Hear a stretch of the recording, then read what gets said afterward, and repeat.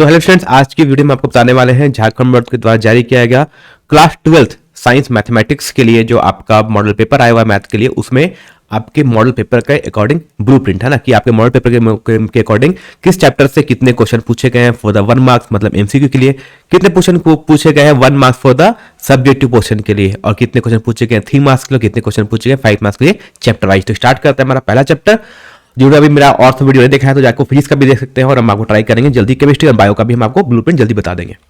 ठीक है, सबसे पहले स्टार्ट करते हैं। टोटल 13 चैप्टर है आपके पास मैथमेटिक्स में जो आपका चैप्टर रिलेशन फंक्शन, इससे हम बात कर रहे हैं जो आपको 25 एमसीक्यू पूछे गए। हम सबसे पहले इसकी बात करते हैं। तो यहाँ पे जो आपको 25 एमसी टोटल 30 एमसीक्यू पूछे गए ना, इन मैथमेटिक्स में टोटल 30 एमसीक्यू है। तो 30 एमसीक्यू में आपको क्या क्या पूछा गया था, बाकी चैप्टर 1 रिलेशन एंड फंक्शन से जो पूछा गया है ऑफ एमसीक्यू, वो आपके 2 एमसीक्यू पूछे गए हैं। किससे? 2 एमसीक्यू पूछे गए आपके चैप्टर नंबर 1 से, मतलब रिलेशन एंड फंक्शन से। चैप्टर नंबर 2 होता है हमारा इनवर्स ट्रिमेटिक फंक्शन से, जो एमसीक्यू पूछा गया है वो भी 2 एमसीक्यू आपको मिल जाएगा इनवर्स ट्रिमेटिक फंक्शन से। चैप्टर 3 आता है हमारा मैट्रिसेस से। चैप्टर नंबर 3 से भी हमारा 2 क्वेश्चन है एमसीक्यू में। चैप्टर नंबर 4 डिटरमिनेंट से आपके ओनली एक क्वेश्चन पर आपको देखने को मिलेगा यहाँ पर। कंटिन्यूटी एंड डिफरेंशिएबिलिटी से जो आपको क्वेश्चन पूछा गया, टोटल 4 क्वेश्चन, मतलब ये चैप्टर आपके लिए इंपॉर्टेंट हो जाता है, कंटिन्यूटी एंड डिफरेंशिएबिलिटी। ठीक है, नेक्स्ट चैप्टर आता है application of derivative, chapter number 6। इसे क्वेश्चन पूछा गया, ओनली 2 क्वेश्चन पूछा गया है। बाकी चैप्टर नंबर 7 जिसमें बात करते हैं इंटीग्रेशन। इंटीग्रेशन में आपका डेफिनेट प्लस इनडेफिनेट इंटीग्रेशन दोनों आता है। तो यहां जो क्वेश्चन पूछा गया है, यहां से भी आपको टोटल 4 क्वेश्चन देखने को मिल जाएंगे। ठीक है, ये आपका पूरा बता रहा हूं, झारखंड बोर्ड द्वारा जारी किया गया मॉडल सेट का ये ब्लूप्रिंट है, मतलब उसके अकॉर्डिंग कितने चैप्टर्स, किस चैप्टर से उन्होंने कितने क्वेश्चन पूछे गए हैं। ठीक है, बात करते हैं chapter number 8 application of integral से बात करते हैं। तो यहां से आपको कोई भी क्वेश्चन देखने को नहीं मिलेगा, यानी यहां से कोई क्वेश्चन नहीं पूछा गया है एमसीक्यू में। ठीक है, डिफरेंशियल इक्वेशन की बात करते हैं तो यहां से आपको 3 क्वेश्चन देखने को मिल जाएंगे। बात करते हैं chapter number 10 vector algebra. Vector algebra से बात करते हैं, टोटल यहां पर आपको 3 क्वेश्चन देखने को मिल सकता है। ठीक है, ये आपको जो आपके मॉडल पेपर में आया हुआ है। 3 डायमेंशनल ज्योमेट्री की बात करते हैं तो यहाँ आपको 2 क्वेश्चन आया गया है 3 डायमेंशनल ज्योमेट्री से।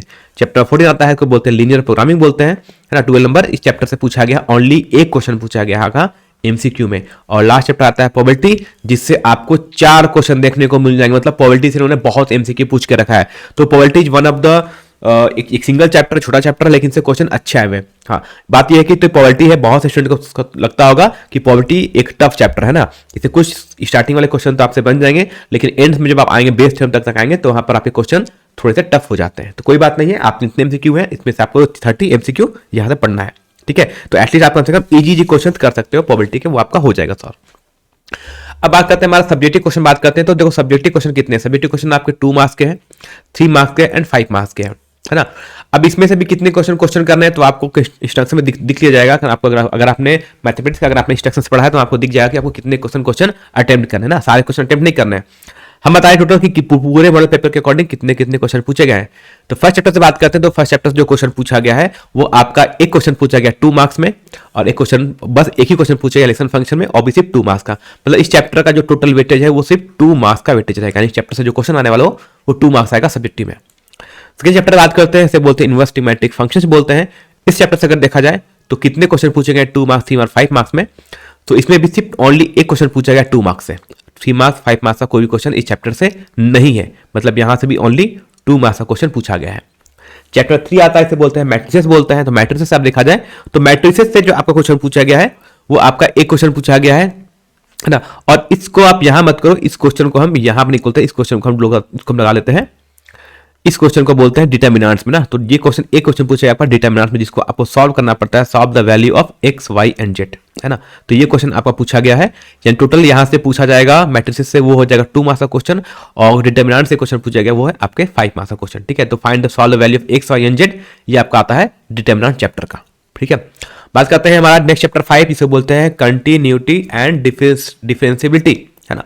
तो कंटिन्यूटी एंड डिफरेंशिएबिलिटी से जो क्वेश्चन पूछा गया 2 मार्क्स, 3 मार्क्स, 5 मार्क्स की अगर हम बात करते हैं तो यहां जो पूछा गया है तो 1 क्वेश्चन पूछा गया है आपका 2 मार्क्स में, और 1 क्वेश्चन पूछा गया है आपके 3 मार्क्स में।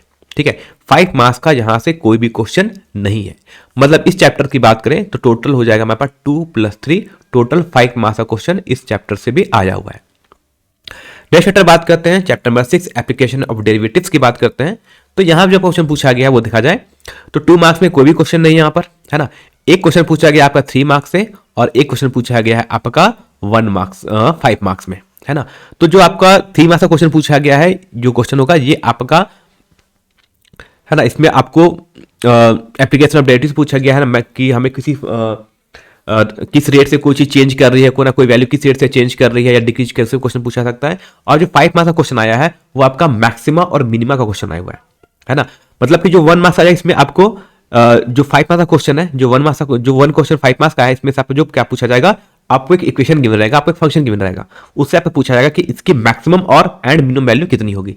ठीक है, तो एक क्वेश्चन यहां से आएगा। तो टोटल देखोगे इस चैप्टर का जो वेटेज है, तो 5 + 3 टोटल 8 मार्क्स का क्वेश्चन आया हुआ है इस चैप्टर एप्लीकेशन ऑफ डेरिवेटिव से। ठीक है, बात समझ आ गया। ये क्वेश्चन आपका हो गया वेटेज।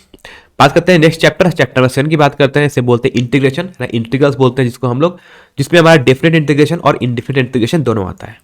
तो यहां देखते हैं, तो यहां पर एक क्वेश्चन पूछा गया आपका 2 मार्क्स का, है ना। 2 क्वेश्चन पूछे गए 3 मार्क्स में और एक क्वेश्चन पूछा गया आपका 5 मार्क्स का, है ना। तो इसमें आपका दोनों चैप्टर आ जाता है, डिफरेंट इंटीग्रेशन भी आता है और इनडिफरेंट इंटीग्रेशन दोनों आता है। ठीक है, तो इस पूरे चैप्टर के हम अगर वेटेज की बात करें तो इस चैप्टर का वेटेज कितना है फॉर द सब्जेक्टिव के लिए, तो सब्जेक्टिव का जो यहां पर वेटेज है वो टोटल हो जाएगा 13 मार्क्स, है ना। अगर आप ऐड करो तो टोटल हो जाएगा यहां से 13 मार्क्स का वेटेज है। ठीक है, एक क्वेश्चन हो जाएगा 2 मार्क्स का, 3 क्वेश्चन के 3 मार्क्स के 2 क्वेश्चन मतलब 6 मार्क्स यहां हो गया, तो 2 + 6 + 5 अगर आप करो तो टोटल 30 मार्क्स का क्वेश्चन होता है, इस चैप्टर का वेटेज हो जाता है। बात करते हैं चैप्टर नंबर 8 की बात करते हैं, जिसको लोग बोलते हैं एप्लीकेशन ऑफ इंटीग्रल्स बोलते हैं। यहां का हम देखा जाए तो इस चैप्टर का वेटेज बोलते हैं, तो 2 मार्क्स का इस चैप्टर से एक क्वेश्चन भी नहीं पूछा गया है और एक क्वेश्चन पूछा गया ओनली फॉर द 3 मार्क्स में, है ना। तो एप्लीकेशन ऑफ इंटीग्रल से सिर्फ एक क्वेश्चन पूछा गया है, इस बार 5 मार्क्स का क्वेश्चन इस चैप्टर से नहीं है। तो इस चैप्टर का जो वेटेज है वो सिर्फ 3 मार्क्स का वेटेज, यानी इस चैप्टर से जो टोटल क्वेश्चन पूछा गया वो सिर्फ 3 मार्क्स का होगा। नेक्स्ट चैप्टर आता है हमारा चैप्टर 9 की बात करते हैं, तो इसे बोलते हैं डिफरेंशियल इक्वेशंस बोलते हैं। यहाँ पर जो क्वेश्चन पूछा गया देखा जाए तो यहाँ एक क्वेश्चन भी नहीं पूछा गया 2 मार्क्स में, हाँ, लेकिन 3 मार्क्स में 2 क्वेश्चन पूछे गए हैं और 5 मार्क्स में कोई भी क्वेश्चन यहाँ नहीं दिया हुआ है।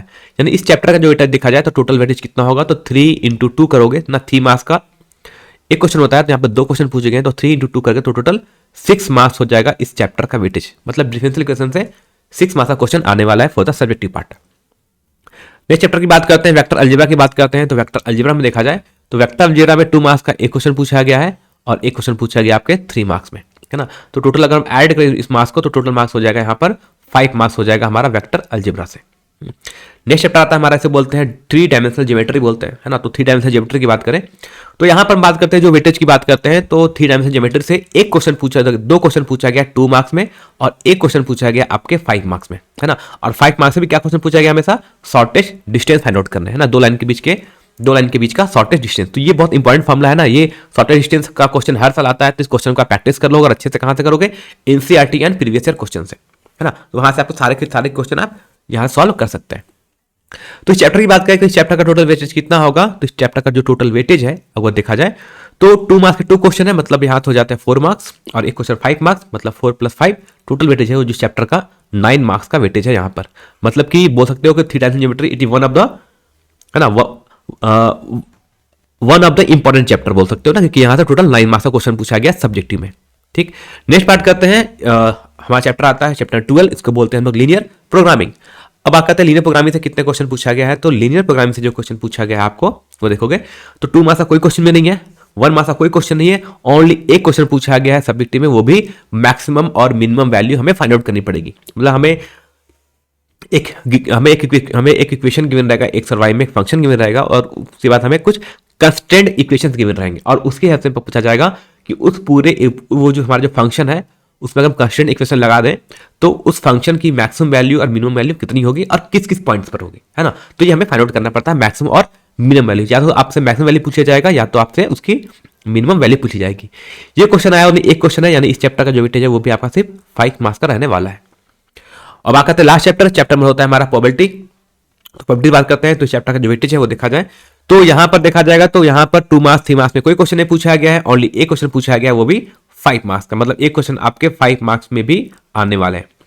ठीक है, तो इस चैप्टर का वेटेज हो जाएगा वो हो गया 5 मार्क्स। अब एक आपको बात बता दूं तो एक चीज ध्यान देना कि यहां पर जो कुछ ऑप्शन में आपको ऑप्शंस मिलेंगे, जैसे हम बात करते हैं 5 मार्क्स वाले क्वेश्चन, तो 5 मार्क्स के आपके टोटल 6 क्वेश्चन है ना, उसमें से कोई आपको 4 क्वेश्चन ही अटेम्प्ट करना है। है ना। तो 5 मार्क्स में आपको 6 में से कोई 4 क्वेश्चन अटेम्प्ट करना है। वैसे ही आपको ऑप्शन दिए जाएंगे 3 मार्क्स और 2 मार्क्स अभी, तो आपको सारे क्वेश्चन अटेम्प्ट नहीं करना है। पेपर कोई बार मॉडल पेपर आ गया है तो सबसे पहले पेपर के क्वेश्चन को पढ़ने के पहले सबसे पहले आप उसका इंस्ट्रक्शन पढ़ लें, है ना, कि उसमें क्या क्या लिखा हुआ है। ठीक है, ये गलती आपको एग्जाम में जाकर नहीं करनी कि आपने सब क्वेश्चन सॉल्व कर दिया। जितना क्वेश्चन कहा जाए सॉल्व करने के लिए हम उतना ही सॉल्व करेंगे, है ना। तो आप उस टाइम फ्रेम में आप क्वेश्चन अटेम्प्ट कर सकते हो। ठीक है, तो हमारा मैथ का कंप्लीट हो गया। जल्दी हम आपको बताएंगे केमिस्ट्री का और भी अदर सब्जेक्ट का जो भी ब्लूप्रिंट है, क्या होना चाहिए नहीं होना चाहिए, वो आपको जल्दी बताएंगे। ठीक है, बाकी आपका अपना चैनल है झारखंड एजुकेशन, चाहो तो सब्सक्राइब कर सकते हो, नहीं करोगे तो कोई दिक्कत की बात नहीं है। हाँ, लेकिन टेलीग्राम ग्रुप को जो ज्वाइन करना, क्योंकि हम यहाँ पर आपको पीडीएफ टाइम टाइम आपको प्रोवाइड करते रहेंगे। और इंस्टाग्राम पर हमें जरूर फॉलो करें, ताकि जितना आप हमें, अगर आप सोशल मीडिया यूज करते हैं तो फॉलो करने से क्या होगा कि आप अपने दोस्तों तक भी शेयर कर सकते हैं ना, ताकि उनको पता चले कि चीजें आप लास्ट टाइम पे आप कैसे अपनी पढ़ाई कर सकते हो, है ना। आपको क्या क्या चीजें आनी चाहिए, आपको टाइम मैनेजमेंट होना चाहिए कि आपको कैसे पढ़नी है ना, और आपको रिवाइज कैसे करना है। ठीक है, बाकी यूट्यूब पे हमें सब्सक्राइब भी मैंने कहा कर भी सकते हो, नहीं भी कर सकते हो। बाकी हम मिलते हैं नेक्स्ट वीडियो में।